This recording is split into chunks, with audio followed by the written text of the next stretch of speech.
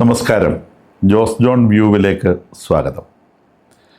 5 ദിവസത്തേക്ക് മരവിപ്പിച്ചു വെച്ചിരുന്ന ആക്രമണ പരമ്പര ഇറാൻ്റെ ജോർദാനിലെ അമേരിക്കൻ ബേസിനെ ആക്രമിക്കാനുള്ള ശ്രമത്തെ തുടർന്ന് പുനരാരംഭിച്ച കാര്യം നമ്മൾ റിപ്പോർട്ട് ചെയ്തിരുന്നു. കൂടാതെ സൗദി അറേബ്യയുടെ എണ്ണ സോഴ്സുകൾക്ക് നേരെ, എണ്ണ അസറ്റുകൾക്ക് നേരെ ഇറാഖിൽ നിന്നും IRGCയുടെ കയ്യാളുകൾ ആക്രമിച്ചതും ഈ ആക്രമണം പുനരാരംഭിക്കാനുള്ള കാരണമായി. അതിനുശേഷം അമേരിക്ക ഇറാനിൽ പരക്കെ ആക്രമിച്ചു. തിരിച്ച് ഇറാൻ അവർ സാധാരണ ചെയ്യുന്നത് പോലെ GCC രാജ്യങ്ങളെയും കൂടാതെ ജോർദാനെയും ആക്രമിച്ചു. അപ്പോൾ ഇതിൽ ഒന്നും ഫലം കണ്ടതായി കാണുന്നില്ല. ഈ രാജ്യങ്ങളിലൊക്കെയുള്ള അമേരിക്കൻ ബേസുകളെയാണ് ഉന്നം വെച്ചത് എന്ന് IRGC പറയുന്നുണ്ടെങ്കിലും കുവൈറ്റിൽ അത് ഒരു ചൈനീസ് കമ്പനിയുടെ തലയിലാണ് വന്ന് വീണത്. ആ കമ്പനിയിൽ ജോലി ചെയ്തിരുന്ന ഒരാൾ കൊല്ലപ്പെട്ടിട്ടുണ്ട്. ഇതിനെ സംബന്ധിച്ചുള്ള ചൈനയുടെ റെസ്പോൺസ് വന്നിട്ടില്ല. എന്തായാലും ശരി, IRGC അമേരിക്കൻ ബേസുകളെ ലക്ഷ്യമാക്കി അയക്കുന്ന അവരുടെ മിസൈലുകൾ അല്ലെങ്കിൽ ഡ്രോണുകൾ ഒക്കെ എത്തിപ്പെടുന്നത് വേറെ ഏതൊക്കെയോ സ്ഥലങ്ങളിലാണ്.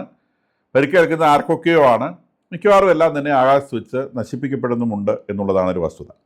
ഇനി ഇതിനകത്ത് വന്നിട്ടുള്ള ഒരു വളരെ വളരെ പ്രധാനപ്പെട്ട ഒരു ഡെവലപ്മെൻറ്റ് സംഭവിച്ചത് ഈജിപ്തിലെ ഒരു പോർട്ട്. ആ പോർട്ടിൻ്റെ പേര് ഡാമറ്റ പോർട്ട് എന്നാണ്. അത് മെഡിറ്ററേനിയനിലേക്ക് തുറന്നു നിൽക്കുന്ന ഈജിപ്തിൻ്റെ പോർട്ടാണ്. അത് മെഡിറ്ററേനിയൻ കടലിലേക്കല്ല, കടലിൽ നിന്ന് ശരിക്കും വളരെ ഉള്ളിലേക്ക്, മെഡിറ്ററേനിയൻ കടലിലേക്കാണ് അതിൻ്റെ ആക്സസ് ഉള്ളത്. ആ കടൽ ഈജിപ്തിൻ്റെ ഉള്ളിലേക്ക് നൈൽ നദി വഴി കടന്നു കിടക്കുന്ന ഒരു സ്ഥലമാണത്. അപ്പോൾ അത് വളരെ സേഫ് ആയിട്ടുള്ള പോർട്ടാണ്. കുറേ ഉള്ളിലേക്കാണ് ആ പോർട്ട് ശരിക്കുള്ളത്. കടലിൻ്റെ ബ്രിമ്മിലല്ല പോർട്ടുള്ളത്, കുറേ ഉള്ളിലേക്കാണ്. വളരെ സേഫ് ആയിട്ടുള്ള പോർട്ടാണ്. ആ പോർട്ടിൽ കിടന്ന അമേരിക്കയുമായി ബന്ധമുള്ള 2 ഗ്യാസ് ടാങ്കറുകളാണ് ആക്രമിക്കപ്പെട്ടത്. ഈജിപ്ത് എന്തായാലും ഇതിനെ സംബന്ധിച്ച് ഇത് ആരാണ് ചെയ്തതെന്നതിനെ സംബന്ധിച്ച് അവർ ഒന്നും പറഞ്ഞിട്ടില്ല. അത് ഹൂതികളുടെ ഭാഗത്തു നിന്നുണ്ടായ ആക്രമണമാണോ അല്ല ഇനി ഇറാൻ നേരിട്ട് ആക്രമിച്ചതാണോ എന്നുള്ള കാര്യങ്ങളെക്കുറിച്ച് ഈജിപ്തിൻ്റെ റെസ്പോൺസ് ഇതുവരെ വന്നിട്ടില്ല. തുടക്കത്തിൽ അത് ഇറാനുമായി റിലേറ്റഡ് ആയിട്ടുള്ള ആക്രമണമാണ് എന്ന് സൗദി അറേബ്യയിൽ നിന്ന് പ്രഖ്യാപനം വന്നിരുന്നുവെങ്കിലും ഈജിപ്ത് അത് കൺഫേം ചെയ്യാൻ കൂട്ടാക്കിയിട്ടില്ല. എന്തായാലും അമേരിക്കൻ റിലേറ്റഡ് ആയിട്ടുള്ള ഈ കപ്പലുകളെ ഈജിപ്തിൻ്റെ പോർട്ടിൽ ആക്രമിച്ചു എന്നുള്ളത് വലിയ ഒരു ഡെവലപ്മെൻറ്റാണ്. കാരണം യുദ്ധം മറ്റു രാജ്യങ്ങളിലേക്ക് നീളുന്നു എന്നുള്ളതാണ്, അല്ലെങ്കിൽ നീട്ടിക്കൊണ്ടുപോകാൻ ഇറാൻ ശ്രമിക്കുന്നു എന്നുള്ളതാണ് ഇതിൽ നിന്ന് നമ്മൾ മനസ്സിലാക്കേണ്ടത്. അപ്പം അതിൻ്റെ ഇനി യുക്രൈനെ റിട്ടാലിയേറ്റ് ചെയ്യണം. ഉക്രൈൻ കാസ്പിയൻ സീയിലുള്ള ഒരു ഷിപ്പിനെ, ഇറാൻ്റെ ഒരു ഷിപ്പിനെ ആക്രമിച്ചു എന്നുള്ളതിനെ സംബന്ധിച്ചുള്ള വാർത്തകൾ നമ്മൾ നേരത്തെ പറഞ്ഞിരുന്നു. അപ്പോൾ അതിനെ ഉടനെ തന്നെ തിരിച്ചടിക്കുമെന്ന് IRGC പറഞ്ഞു. അതിനെ സംബന്ധിച്ച് കാര്യമായ ഡിസ്കഷൻ IRGCയുടെ വിവിധ തലങ്ങളിൽ നടക്കുന്നതായി ഇറാനിൽ നിന്ന് വാർത്തകൾ വരുന്നുണ്ട്. ഉക്രൈനെ തിരിച്ചടിക്കണമോ വേണ്ടയോ? കാരണം ഉക്രൈൻ എന്ന് പറഞ്ഞാൽ നാറ്റോയുടെ ശരിക്കുള്ള സഖ്യത്തിൽപ്പെടുന്ന ആളല്ലെങ്കിൽ പോലും ഉക്രൈനെ സപ്പോർട്ട് ചെയ്യുന്ന നാറ്റോ ആണ് എന്നുള്ളത് എല്ലാവർക്കും അറിയുന്ന സംഗതിയാണ്. അപ്പോൾ സ്വാഭാവികമായിട്ടും ഉക്രൈനെ ഇറാൻ തിരിച്ചടിച്ചു കഴിഞ്ഞാൽ അത് നേരിട്ട് നാറ്റോയുടെ ഉള്ളിലേക്ക് പോയി കയറുന്ന ഒരു ആക്രമണമായി മാറാനുള്ള സാധ്യതയുണ്ട് എന്നുള്ളത് IRGCയിൽ നിന്നുള്ള അവരുടെ തന്നെ തിങ്ക് ടാങ്കുകൾ പറയുന്നു. ആ ആക്രമണത്തിന് തിരിച്ചടിക്കാൻ നിന്നാൽ വലിയ പുലിവാലാകും. കാരണം പിന്നെ യൂറോപ്യൻ രാജ്യങ്ങൾ മുഴുവനും കൂടി നമ്മളുടെ നേരെ വരും എന്നാണ് അവരുടെ ഒരു ഭയം. എന്തായാലും ഉക്രൈനെ അവരെ തിരിച്ച് ആക്രമിക്കുമെന്നുള്ള ആ വീരവാദം അവിടെ നിൽക്കുന്നതല്ല, ഇതുവരെ ആക്രമിച്ചിട്ടില്ല. നമുക്കറിയാവുന്ന IRGC എന്ന് പറയുന്നത് പേപ്പിടിച്ച മനുഷ്യരുടെ ഒരു കൂട്ടമാണ്. ഉടനെ ആക്രമിക്കണം എന്ന് പറയുന്ന ആളുകൾ അതിനകത്തുണ്ട്. ഉടനെ തന്നെ ഉക്രൈനെ തിരിച്ചടിക്കണം എന്ന് പറയുന്ന ആളുകളുണ്ട്. ഇനി ഈ ഒരു യുദ്ധത്തിൻ്റെ മറവിൽ IRGC വ്യാപകമായ മനുഷ്യാവകാശ ലംഘനങ്ങൾ ഇറാനിൽ നടത്തുന്നതായി ഇറാനിയൻ മാധ്യമങ്ങൾ തന്നെ പുറത്തു വരുന്നുണ്ട്. ഇർന എന്നൊക്കെ പറയുന്ന സ്വതന്ത്ര മാധ്യമങ്ങളുണ്ട്. ധാരാളം ആളുകളെ അവിടെ അവരുടെ പൗരന്മാരെ അവർ ഇതിൻ്റെ പേരിൽ കൊന്നൊടുക്കുന്നുണ്ട്. അതായത് IRGCയോടും അതുപോലെ തന്നെ മത നേതൃത്വത്തോടും എതിർപ്പുള്ള ആളുകളെയൊക്കെ കൊന്നൊടുക്കുവാനുള്ള ഒരു അവസരമായി ഈ യുദ്ധത്തെ അവരെടുക്കുകയാണ്. അപ്പം ഈ ഇസ്രായേലിൻ്റെ ആക്രമണം മൂലം IRGCയുടെ തലപ്പത്തുള്ള മുഴുവൻ ആളുകൾ നഷ്ടപ്പെട്ടു പോയതും മത നേതൃത്വമുള്ള തീവ്രവാദികൾ കുറേയധികം മരിച്ചു പോയതും എല്ലാവർക്കും അറിയുന്ന കാര്യമാണ്. അപ്പോൾ സ്വാഭാവികമായിട്ടും ഇറാനിയൻ ജനതയ്ക്ക് ഇവരോടുള്ള ഭയം കുറഞ്ഞിട്ടുണ്ട്. അപ്പോൾ ആ ഭയം തിരിച്ചു പിടിക്കാൻ വേണ്ടി ഇനി ബാക്കിയുള്ള IRGCയുടെ കമാൻഡർമാരും എല്ലാം ചേർന്നുകൊണ്ട് ജനത്തെ ഈ യുദ്ധത്തിൻ്റെ മറവിൽ ആക്രമിച്ചുകൊണ്ടേയിരിക്കുകയാണ്. ഈ യുദ്ധത്തെ സഹായിക്കുന്നവരെന്നും അല്ലെങ്കിൽ ഈ യുദ്ധത്തോടെ മനസ്സുകൊണ്ട് അടുപ്പമുള്ളവരെന്നും ഒക്കെ ആരോപിക്കപ്പെട്ട ആളുകളെ എല്ലാ ആഴ്ചകളിലും തന്നെ പള്ളികളുടെ മുമ്പിലൊക്കെ കെട്ടിത്തൂക്കി കൊല്ലുന്ന സംഗതികൾ ഇറാനിൽ നടക്കുന്നുണ്ട് എന്നാണ് റിപ്പോർട്ടുകൾ സൂചിപ്പിക്കുന്നത്. അതിനിടയിലൂടെ ഹോർമൂസിലൂടെ ഖത്തറിൻ്റെ 2 ഗ്യാസ് ടാങ്കറുകൾ കടന്നുപോയിട്ടുണ്ട്. അപ്പോൾ ഇറാൻ പറയുന്നു ഞങ്ങളോട് പെർമിഷൻ വാങ്ങിയിട്ടാണ് അവർ പോയതെന്നാണ് ഇറാൻ പറയുന്നത്. ഖത്തർ അതിനോട് റെസ്പോണ്ട് ചെയ്തിട്ടില്ല. അമേരിക്കൻ ഭാഗത്തുനിന്നും അതിനകത്ത് മറുപടിയൊന്നും വന്നിട്ടില്ല. ഇറാൻ 8 കാലം മുഞ്ഞ് കളിച്ചതാവാനാണ് സാധ്യത. ഖത്തറിൻ്റെ ഷിപ്പുകൾ ഇറാനോട് മിണ്ടാതെ അതിലെ ഒമാൻ തീരത്തുകൂടി കടന്നുപോയതാവാനാണ് കൂടുതൽ സാധ്യതയുള്ളത് എന്നാണ് മാധ്യമങ്ങൾ പറയുന്നത്. ഇനി ഈ കഴിഞ്ഞ ദിവസങ്ങളിൽ സംഭവിച്ചിട്ടുള്ള ഏറ്റവും പ്രധാനപ്പെട്ട ഒരു ഡെവലപ്മെന്റ് എന്ന് പറയുന്നത് സൗദി അറേബ്യ ഒരു മിലിറ്ററി അലിയൻസ് ഉണ്ടാക്കി എന്നുള്ളതാണ്.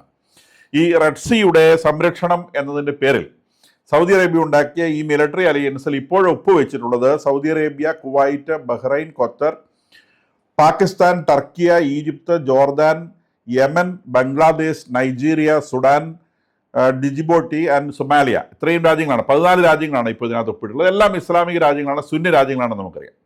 അപ്പോൾ ഇത് ശരിക്കും ഒരു സുന്നി കോalitionനാണ്. അതായത് ഷിയാക്കൾക്കെതിരെ ഒരു സുന്നി കോalition രൂപപ്പെട്ടു വരുന്നു എന്നുള്ളതാണ് ഇതിൽ നമ്മൾ മനസ്സിലാക്കേണ്ടത്. ഇതിൽ വളരെ ശ്രദ്ധേയമായിട്ട് 2 രാജ്യങ്ങൾ മിസ്സിംഗ് ആയിട്ടുണ്ട്. അത് യുണൈറ്റഡ് അറബ് എമിറേറ്റ്സും ഒമാനുമാണ്. ഈ റെഡ് സീയുമായിട്ടും ഒക്കെ ഇവർക്ക് ബന്ധമുണ്ട്. ഇത് ഹോർമുസ് സ്ട്രൈറ്റിലാണ് യുണൈറ്റഡ് അറബ് എമിറേറ്റ്സ് നിൽക്കുന്നതെങ്കിലും റെഡ് സീയിലും ഒക്കെ അവർക്ക് ബിസിനസ് ഇൻട്രസ്റ്റ് ഉണ്ട്. ഈ പറയുന്ന ഇറാനെ കൊണ്ട്, ഇറാൻ്റെ കൈകളെ കൊണ്ട് ഏറ്റവും അധികം ബുദ്ധിമുട്ട് അനുഭവിക്കുന്ന രാജ്യം യുണൈറ്റഡ് അറബ് എമിറേറ്റ്സ് ആണ്. പിന്നീട് ഒമാനും അവരെ കൊണ്ടുള്ള ബുദ്ധിമുട്ടുകളുണ്ട്. പക്ഷേ ഒമാൻ ഇറാനുമായിട്ട് നെഗോസിയേഷൻ നടത്തണമെന്ന് നമുക്കറിയാം, സ്ട്രൈറ്റ് ഓഫ് ഹോർമുസിനെയൊക്കെ സംബന്ധിച്ച്. പക്ഷേ അത് അമേരിക്കൻ സൂപ്പർവിഷനിലാണ് ഒമാൻ്റെ ഡിസ്കഷൻസ് നടക്കുന്നത്. ഒമാനെ സംബന്ധിച്ച് അത് തങ്ങൾ ഈ സ്ട്രൈറ്റ് ഓഫ് ഹോർമുസിൽ ഈക്വൽ പാർട്ട്ണറാണ് എന്നുള്ളതാണ് ഒമാൻ്റെ ഡിസ്കഷൻ്റെ അവരുടെ സ്റ്റാൻഡ്. ഇറാൻ പറയുന്നു അങ്ങനെ ഈക്വൽ പാർട്ട്ണർ ആക്കാൻ പറ്റില്ല, നിങ്ങളൊരു സബ്സിഡിയറി പാർട്ട്ണർ മാത്രമാണ്, അവിടുത്തെ പ്രധാനപ്പെട്ട ഹോർമുസ് നിയന്ത്രിക്കാനുള്ള അവകാശം ഞങ്ങൾക്കാണ്, അതുകൊണ്ട് അകത്തേക്കുള്ള ഷിപ്പുകൾ മുഴുവൻ തങ്ങളുടെ നിയന്ത്രണത്തിൽ കടന്നാൽ മതി, പുറത്തേക്ക് വരുന്നതിന് ഭാഗികമായ നിയന്ത്രണം നിങ്ങൾക്ക് വിട്ടുതരാം എന്നുള്ളതാണ് ഇറാൻ ഇപ്പോൾ നെഗോസിയേഷൻ മുമ്പോട്ട് വെക്കുന്ന സ്റ്റാൻഡ് എന്നാണ് പറയപ്പെടുന്നത്. അപ്പോൾ അത്തരം ഒരു നിലപാടിന് തങ്ങൾ തയ്യാറല്ല. ഈക്വൽ പാർട്ട്ണർഷിപ്പിലാണെങ്കിൽ നെഗോസിയേഷൻ മുൻപോട്ട് കൊണ്ടുപോകാം എന്നുള്ള നിലയിലാണ് ഒമാൻ നിൽക്കുന്നതെന്ന് പറയുന്നത്. എന്തായാലും നെഗോസിയേഷൻ നടക്കുന്നുണ്ട്. അത് അമേരിക്കയുടെ സൂപ്പർവിഷനിലാണ് എന്ന് അമേരിക്ക അത് പറയാതെ പറയുന്നുമുണ്ട്. അപ്പം അതവിടെ നിൽക്കട്ടെ. എന്തായാലും ശരി, ഈ ഒരു പാർട്ട്ണർഷിപ്പിൽ സുന്നികളുടെ നേതൃത്വത്തിൽ ഉണ്ടായിട്ടുള്ള ഈ വലിയൊരു പാർട്ട്ണർഷിപ്പ് ഇത് വലിയൊരു ഡെവലപ്മെന്റ് ആണ്. അത് ഈ യുദ്ധത്തിൽ ഇനി വിട്ടുനിൽക്കാനാവില്ല എന്ന് അറബ് രാജ്യങ്ങൾക്ക്, അറബ് ഫോഴ്സുകൾക്ക് മനസ്സിലാക്കിയതിൻ്റെ അടിസ്ഥാനത്തിലാണ്. കാരണം ഇത്രയും നാളും അമേരിക്കയും ഇറാനും തമ്മിൽ യുദ്ധം നടത്തുന്നു, അതിൻ്റെ അടി മുഴുവൻ അറബ് രാജ്യങ്ങൾക്ക് കിട്ടുന്നു. അവരെ സംബന്ധിച്ച് അവർ മിലിറ്ററി ഫോഴ്സ് എന്ന നിലയിൽ, ഗ്രൗണ്ട് ഫോഴ്സ് എന്ന നിലയിൽ അവരുടെ എല്ലാവരുടെയും മിലിറ്ററി വളരെ വീക്കാണ്. കുറേ വിമാനങ്ങളുണ്ട് എന്നല്ലാതെ ഗ്രൗണ്ട് ഫോഴ്സ് വളരെ വീക്കാണ്. ഇറാനെ സംബന്ധിച്ച് വളരെ സ്ട്രോങ് ആയിട്ടുള്ള ആർമിയുണ്ട്. അപ്പം അതുകൊണ്ട് തന്നെ ഇവരിങ്ങനെ മടിച്ച് നിൽക്കുകയായിരുന്നു, ഈ പറഞ്ഞ സുന്നി രാജ്യങ്ങളൊക്കെ. ഇപ്പോൾ അവർക്ക് മനസ്സിലായി ഇതിനകത്ത് മടിച്ചു നിന്നിട്ട് ഒരു കാര്യമില്ല, ഇത് തിരിച്ചടിക്കുക അല്ലാതെ വേറൊരു ശേഷി ഒരു നിവൃത്തിയുമില്ല എന്ന് മനസ്സിലാക്കിയതിൻ്റെ അടിസ്ഥാനത്തിൽ ഈ ഇസ്ലാമിക രാജ്യങ്ങളൊക്കെ ചേർന്ന് ഒരു കോalition ഉണ്ടാക്കാനുള്ള ശ്രമമാണ് നടത്തിയുള്ളത്. 54 ഇസ്ലാമിക രാജ്യങ്ങൾക്ക് ഇൻവൈറ്റ് ചെയ്തിരുന്ന 43 രാജ്യങ്ങൾ അതുമായി ബന്ധപ്പെട്ട ഒരു മീറ്റിംഗിൽ പങ്കെടുത്തു എന്നാണ് പറയപ്പെടുന്നത്. അതിൽ ഇപ്പോൾ ഒപ്പിട്ടിട്ടുള്ളത് ഈ പറഞ്ഞ 14 രാജ്യങ്ങളാണ്. കൂടുതൽ രാജ്യങ്ങൾ ഇതിനകത്തേക്ക് വരും എന്നാണ് മനസ്സിലാക്കുന്നത്. ഇതിൽ ഈ വിട്ടുനിൽക്കുന്ന 2 രാജ്യങ്ങൾ പറഞ്ഞ ഒന്ന് വിട്ടുനിൽക്കുന്ന ഒരു ആകെ 14 രാജ്യങ്ങളെ ഒപ്പിട്ടിട്ടുള്ളൂ. ഇതിൽ ഏറ്റവും ശ്രദ്ധേയമായത് വിട്ടുനിൽക്കുന്ന ഒന്ന് യുണൈറ്റഡ് അറബ് എമിറേറ്റ്സും വേറൊന്ന് ഒമാനുമാണ്. ഇപ്പോൾ യുണൈറ്റഡ് അറബ് എമിറേറ്റ്സിനെ സംബന്ധിച്ച് ഇസ്രായേലുമായി വളരെ ക്ലോസ് ആയിട്ടുള്ള രാജ്യമാണ് യുണൈറ്റഡ് അറബ് എമിറേറ്റ്സ്. അപ്പോൾ അവരെന്തുകൊണ്ട് വിട്ടുനിൽക്കുന്നു എന്നത് സ്വാഭാവികമായും ഒരു ചോദ്യമായി വരുന്നു. ഒമാൻ എന്തുകൊണ്ട് വിട്ടുനിൽക്കുന്നു? ഒമാൻ ഇറാനുമായി ഡിസ്കഷൻ നടത്തുന്ന ഒരു രാജ്യമാണ് ഒമാൻ. അപ്പോൾ സ്വാഭാവികമായും ഒമാൻ എന്തുകൊണ്ട് വിട്ടുനിൽക്കുന്നു എന്നുള്ളതും ഇതിനകത്തൊരു ചോദ്യമായി വരുന്നുണ്ട്. ഇതിൽ ശ്രദ്ധേയമായിട്ടുള്ള കാര്യം, ഇത്തരം എന്ത് അലിയൻസ് ഉണ്ടെങ്കിലും അതിനകത്തൊക്കെ ഈ തെമ്മാടി രാജ്യമായ പാകിസ്ഥാൻ പോയി കയറുന്നുണ്ട് എന്നുള്ളതാണ്. അതായത് ഏതെങ്കിലും തരത്തിലൊരു ഇസ്ലാമിക അലിയൻസ് ഉണ്ടാക്കി അതിൽ നിന്ന് എന്തെങ്കിലും തരത്തിലുള്ള മെച്ചങ്ങൾ ഉണ്ടാക്കിയെടുക്കാൻ സാധിക്കുമോ എന്ന് ശ്രദ്ധിച്ച് ഇതിനകത്തൊക്കെ പോയിട്ട് കയറ്റി വരാൻ നിൽക്കുന്ന രാജ്യമാണ് പാകിസ്ഥാൻ. അപ്പോൾ പാകിസ്ഥാൻ ഇതിനകത്തുണ്ട്. പ്ലസ് ഞാൻ നേരത്തെ വായിച്ച ലിസ്റ്റ് ഒരിക്കൽ കൂടി വായിക്കാം. Saudi Arabia, Kuwait, Bahrain, Qatar, Pakistan, Turkiye, Egypt, Jordan, Yemen, Bangladesh, Nigeria, Sudan, Djibouti and Somalia. ഇത്രയും രാജ്യങ്ങളാണ് ഇപ്പോൾ തൽക്കാലം ഇതിനകത്ത് ഒപ്പിട്ടിട്ടുള്ളത് നമുക്ക് മനസ്സിലാക്കാം. അപ്പോൾ ഇനിയും ഇതിനകത്തേക്ക് രാജ്യങ്ങൾ വരേണ്ടതുണ്ട് എന്നുള്ളതാണ് സൗദി അറേബ്യയുടെ സ്റ്റാൻഡ്. അതാണ് ഇപ്പോൾ നടന്നിട്ടുള്ള ഏറ്റവും പ്രധാനപ്പെട്ട ഡെവലപ്മെൻറ്റുകളിലൊന്ന്. ഇനി അതിപ്രധാനമായ വേറെ ഡെവലപ്മെൻറ്റ് സംഭവിച്ചിട്ടുള്ളത്, ഹമാസ് ആയുധം താഴെ വയ്ക്കാൻ സമ്മതിച്ചു എന്ന ഒരു അവകാശവാദം ട്രംപ് ഉന്നയിച്ചിട്ടുണ്ട്. അവരുടെ ഇന്റർനാഷണൽ പീസ് കമ്മിറ്റി എന്ന് പറയുന്ന കമ്മിറ്റിയുടെ മുൻപിൽ ആയുധം വെച്ച് തങ്ങൾ ഇനി യോദ്ധാക്കളായിരിക്കും, അല്ലെങ്കിൽ തങ്ങൾ പടപൊരുന്ന പരിപാടി നിർത്തുകയാണ് എന്ന് ഹമാസ് പ്രഖ്യാപിച്ചു എന്നുള്ളതാണ്. നമുക്കറിയാവുന്ന പോലെ 2 ആഴ്ച മുൻപ് ഗാസയുടെ പൊളിറ്റിക്കൽ നിയന്ത്രണത്തിൽ നിന്ന് തങ്ങൾ മാറുകയാണെന്നും ഇന്റർനാഷണൽ പീസ് കമ്മിറ്റി എന്ന് പറഞ്ഞ് രൂപീകരിക്കപ്പെട്ടുള്ള ആ കമ്മിറ്റിയിലേക്ക് ഭരണം കൈമാറാൻ തയ്യാറാണെന്നും ഒക്കെ ഹമാസ് പ്രഖ്യാപിച്ച കാര്യം നമ്മൾ റിപ്പോർട്ട് ചെയ്തിരുന്നു. കാരണം അവരെ കൊണ്ട് ഒരു തരത്തിലും പിടിച്ചു നിൽക്കാനാവില്ല എന്ന് മനസ്സിലാക്കിയതിൻ്റെ അടിസ്ഥാനത്തിൽ അവർ ഭരണം വേണം. അപ്പം ഞാൻ പറഞ്ഞു ഞങ്ങൾ ഡിസാം ചെയ്യില്ല. ഇപ്പോൾ അവർ പറയുന്നത് ഞങ്ങൾ ഡിസാം ചെയ്യാനും തയ്യാറാണ്. ഇത് ഒരു ദീർഘകാലത്തെ ഒരു യുദ്ധത്തിൻ്റെ വലിയ റിസൾട്ടാണ്. 23 ഒക്ടോബർ 7 ഇസ്രായേൽ കയറി ആക്രമിച്ചപ്പോൾ തുടങ്ങിയ ആ വലിയ കോൺഫ്ലിക്റ്റ്, ആ കോൺഫ്ലിക്റ്റിൽ ഹമാസിനെ കൊണ്ട് ആയുധം താഴെ വെപ്പിക്കാം എന്ന് പറയുന്ന ഒരു സ്റ്റേജിലേക്ക് ഇസ്രായേലിനെ എത്തിക്കാൻ കഴിഞ്ഞു എന്നുള്ള വലിയ ഒരു വിജയമാണ് ഇവിടെ കാണുന്നത്. ഹമാസ് ഇപ്പോഴും പറയുന്നുണ്ടോ ഞങ്ങൾ അങ്ങനെയൊന്നും ആയുധം വെച്ച് കീഴടങ്ങുന്നില്ല, ഞങ്ങൾ ആയുധം വെച്ച് കീഴടങ്ങണമെങ്കിൽ ആദ്യം ഇസ്രായേൽ ഈ ഗാസയിൽ നിന്ന് പൂർണ്ണമായിട്ട് പുറത്തു പോകണം. നമുക്കറിയാവുന്ന പോലെ ഇപ്പം ഗാസയുടെ ഏകദേശം 60% നിയന്ത്രണം ഇസ്രായേലിൻ്റെ കയ്യിലാണ്. ഒരു ഒഫീഷ്യലായിട്ടുള്ള ഒരു വെടിനിർത്തൽ കരാറിൻ്റെ ഭാഗമായി 54% ഇസ്രായേലിൻ്റെ കയ്യിൽ വന്നിരുന്നു. അതിനുശേഷം ഇസ്രായേൽ കുറെ കൂടി മുൻപോട്ട് കയറി ഏകദേശം 70% അവർ കയ്യിൽ വെച്ചു. അതിൽ 60% വെച്ചുകൊണ്ട് അവരിപ്പോൾ വേലി കെട്ടിക്കൊണ്ടിരിക്കുകയാണ്. മണ്ണിൻ്റെ ഒരു വലിയ മതിൽ അവർ തീർത്തുകൊണ്ടിരിക്കുകയാണ്. അപ്പോൾ ഇവർ ഹമാസ് പറയുന്നത് ഞങ്ങൾ അങ്ങനെയൊന്നും ആയുധം താഴോട്ട് വെക്കില്ല, ഞങ്ങൾ ആയുധം താഴോട്ട് വെക്കണമെങ്കിൽ ആദ്യം ഈ ഇസ്രായേൽ ഇവിടുന്ന് ഗാസയിൽ നിന്ന് പുറത്തു പോകണം. 2, ഈ പറയുന്ന ഒരു ബോഡി, ഒരു പുതിയ ബോഡി അവിടെ ഭരണം ഏറ്റെടുക്കാമെന്ന് പറഞ്ഞിട്ടുണ്ട്. ഒരു ടെക്നോക്രാറ്റ്സിൻ്റെ ഒക്കെ പാലസ്തീനിയൻസിൻ്റെ ഒരു ബോഡി, ആ ബോഡി അവിടെ ഭരണമേൽക്കുകയും ചെയ്യണം. അത് കഴിഞ്ഞാൽ മാത്രമാണ് തങ്ങൾ ആയുധം താഴെ വയ്ക്കുക എന്നും കൂടി അതിൻ്റെ കൂടെ ഒരു കൂട്ടിച്ചേർക്കുന്നുണ്ട്. ഇസ്രായേലിനെ സംബന്ധിച്ച് അവർ ഇതിനോട് കാര്യമായിട്ട് പ്രതികരിച്ചിട്ടൊന്നുമില്ല. അവർക്ക് പറയാനുള്ള കാര്യം അവർ നേരത്തെ പറഞ്ഞിട്ടുണ്ട്. ഹമാസ് പൂർണ്ണമായും ആയുധം താഴെ വയ്ക്കുകയും ഗാസയിൽ നിന്ന് ആയുധങ്ങൾ പൂർണ്ണമായും നീക്കം ചെയ്യുകയും ചെയ്തതിന് ശേഷം മാത്രമാണ് തങ്ങളുടെ പിൻവാങ്ങലിനെ കുറിച്ച് തങ്ങൾ ആലോചിക്കുക എന്നാണ് ഇസ്രായേൽ ഇതിനെ സംബന്ധിച്ച് പറഞ്ഞിട്ടുള്ളത്.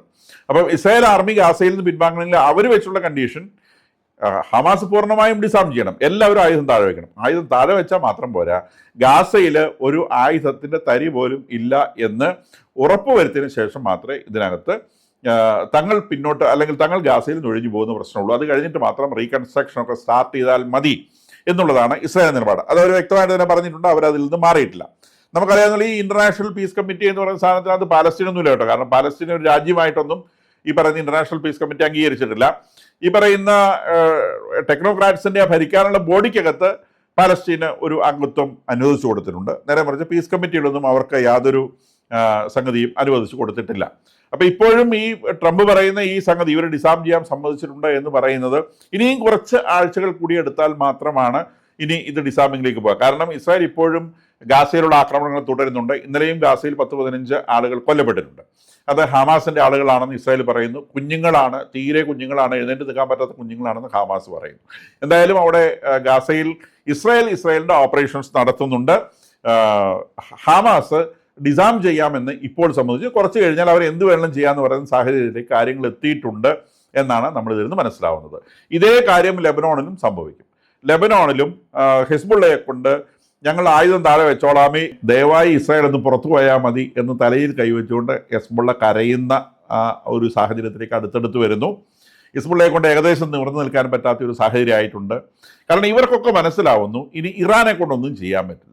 ഇറാനെ കൊണ്ട് കുറച്ച് ഡ്രോണൊക്കെ അയച്ച് GCC രാജ്യങ്ങളുടെ നേരെ കളിക്കാമെന്നല്ലാതെ ഇനി ഹമാസിനെ സഹായിക്കാനോ ഹെസ്ബുള്ളയെ സഹായിക്കാനോ ഇറാനെ കൊണ്ടാവില്ല, ഹൂത്തികളെ സഹായിക്കാനും ഇറാനെ കൊണ്ടാവില്ല. അതുകൊണ്ട് തന്നെയാണ് ഹൂത്തികളുടെ ഭാഗത്തു നിന്ന് വലിയ തോതിലുള്ള ആക്രമണങ്ങളൊന്നും വരുന്നില്ല. സൗദി അറേബ്യയുടെ നേരെ മാത്രമാണ് അവർ ആക്രമണങ്ങൾ നടത്തുന്നത്. സൗദി അറേബ്യയും ഹൂത്തികളും ഇറാനുമായി ബന്ധമില്ലാത്ത കാര്യങ്ങളിൽ തന്നെ ശത്രുക്കളാണ്. അവർ തമ്മിൽ നേരത്തെ മുതലേ യുദ്ധത്തിലാണ്. അതിൽ ഹൂത്തികളെ ആയുധം കൊടുത്ത് ഇറാൻ സഹായിക്കുന്നു എന്നുള്ളതാണ് സൗദി അറേബ്യക്കെതിരെ. സൗദി അറേബ്യയോടുള്ള അസൂയയും വിരോധവും കൊണ്ടും ഷിയ സുന്നി വിരോധമുള്ളതുകൊണ്ടും. ഹൂത്തികൾ അങ്ങനെ പ്യുവർ ഷിയാക്കളൊന്നുമല്ല, അവർ ഇസ്ലാമിൻ്റെ വേറൊരു അവാന്ത ഭാഗമാണ്. അപ്പോൾ അവരെ അത് സുന്നികൾക്കെതിരെ എന്നുള്ള നിലയ്ക്ക് ആയുധം കൊടുത്ത് ഇറാൻ സഹായിച്ചിരുന്നു. അപ്പോൾ സ്വാഭാവികമായിട്ടും യമൻ വിഭജിക്കപ്പെട്ടപ്പം യമനിലെ ഒഫീഷ്യൽ ഭരണകൂടവുമായി ബന്ധമുള്ളത് സൗദി അറേബ്യക്കാണ്. ആ ഒഫീഷ്യൽ ഭരണകൂടത്തെ സപ്പോർട്ട് ചെയ്യുന്നത് സൗദി അറേബ്യയാണ്. അവർക്ക് യമൻ്റെ പകുതി ഭാഗത്ത് മാത്രമേ സ്വാധീനമുള്ളൂ. പ്രധാനപ്പെട്ട ഭാഗങ്ങൾ രാജ്യത്തിൻ്റെ ഏരിയ വൈസ് പകുതി ഇല്ല ഹൂത്തികളുടെ കയ്യിൽ, ഏരിയ വൈസ് പകുതിയിൽ താഴെയുള്ളൂ. പക്ഷെ ജനസംഖ്യയിൽ കൂടുതലുള്ള പ്രദേശങ്ങൾ ഹൂത്തികളുടെ കയ്യിലാണ്. അതുപോലെ എക്കണോമിക്കലി മോർ ഇമ്പോർട്ടൻ്റ് ആയിട്ടുള്ള പ്രദേശങ്ങൾ ഹൂത്തികളുടെ കയ്യിലാണ്.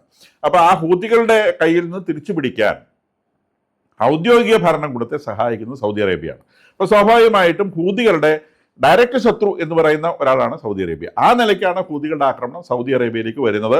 അല്ലാതെ ഇറാൻ സഹായിച്ചിട്ടല്ല, ഇറാൻ ആവശ്യപ്പെട്ടു എന്നുള്ളത് നേരാണ്. പക്ഷേ ഹൂതികൾക്ക് അല്ലാതെ തന്നെ സൗദി അറേബ്യയോട് വിരോധമുണ്ട്. അപ്പം ഇത്തരം കാര്യങ്ങളൊക്കെയാണ് ഇന്നത്തെ ഈ സംഗതികളുള്ളത്. അപ്പം നമ്മൾ ഏറ്റവും പ്രധാനമായി കാണുന്ന ഡെവലപ്മെൻറ്റ് ഈജിപ്തിൽ ആക്രമണം നടന്നു എന്നുള്ളതും സുന്നികളുടെ ഒരു സഖ്യം രൂപപ്പെട്ടു എന്നുള്ളതും ഹമാസ് ആയുധം താഴെ വെച്ച് കീഴടങ്ങാൻ, പൂർണ്ണമായിട്ടും ആയുധം താഴെ വെച്ച് കീഴടങ്ങാൻ സമ്മതിച്ചു എന്നുള്ളതുമാണ് ഇന്നത്തെ ഏറ്റവും പ്രധാനപ്പെട്ട ഡെവലപ്മെൻറ്റ്സ് ആയിട്ടുള്ളത്. ഈ ചാനൽ നിങ്ങൾക്ക് ഇഷ്ടപ്പെടുന്നുവെങ്കിൽ ഇത് സബ്സ്ക്രൈബ് ചെയ്യുക, ഫോർവേഡ് ചെയ്യുക.